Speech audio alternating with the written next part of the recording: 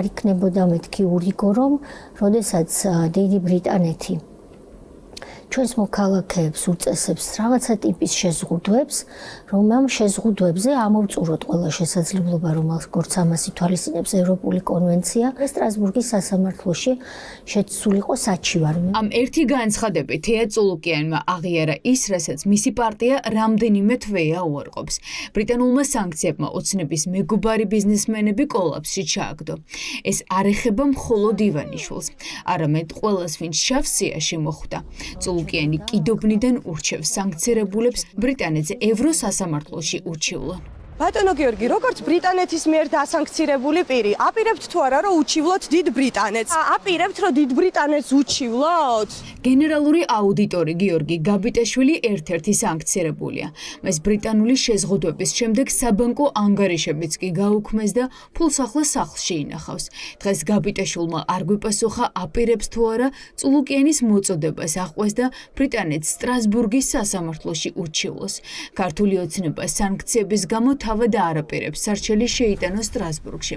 ის დასანქცირებულების მოქმედებას ელოდება.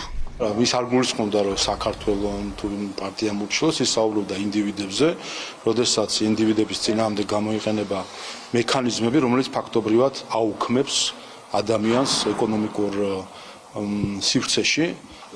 ეს რა თქმა უნდა არის ძალიან პრობლემატური ადამიანის უფლებების მხრიდან.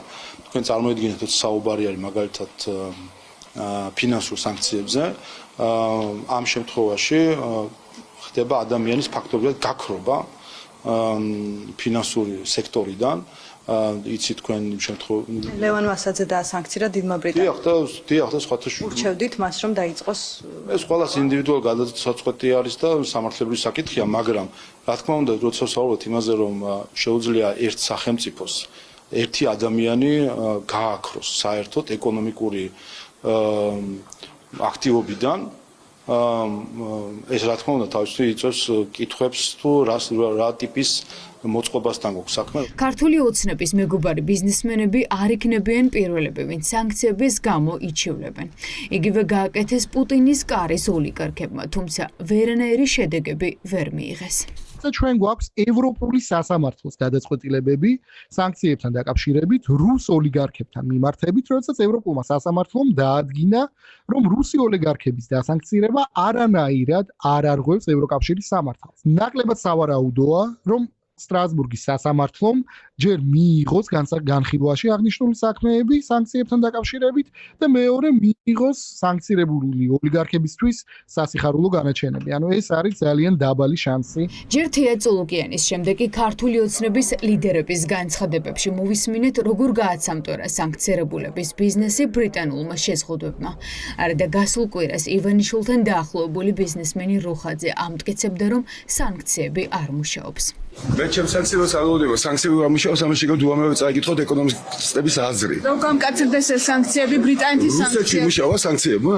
არ იმუშავა ბატონო. ოცნების ლიდერების განცხადებები ოპოზიციას ურჩენს განცდას, რომ ბიძინა ივანიშვილი, რომელიც ვერჯინის კუნძულების ოფშორებში კომპანიებს ფლობს, დიდი ბრიტანეთიდან სანქციებს ელოდება და ახლა თავდასაცავად ნიადაგს ამზადებს.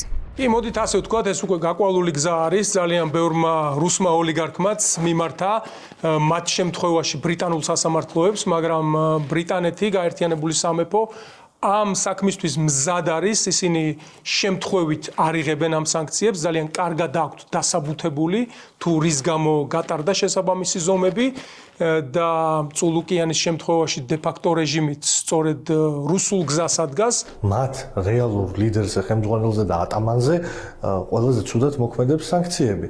ყველაზე მეტად ეშინა ბრიტანული სანქციების, იმიტომ რომ თუ რაიმე დარჩა კაპიტალი სადმე შენახული გარდა ჭორვილის თხრილებისა, ეს არის ბრიტანული იურისდიქციის ქვეშ შენახული ფული, ამიტომ რა თქმა უნდა მასზე ფსიქოლოგიურად ძალიან მწარეთ მოქმედებს უკვე ამ სანქციების საფრთხე. ისაც ხალბატონი წულუკიანი არის ამბობს არის რაღაცა დავარცხნა და მცდელობა რომ დაამშვიდოს თავისი პატრონი. პოლიტიკური გზავნილების შემდეგ უცნობია, როდის აპირებენ ოცნების მეგობარი ბიზნესმენები სანქციების გამო ევროსასამართლოში იჩივლონ.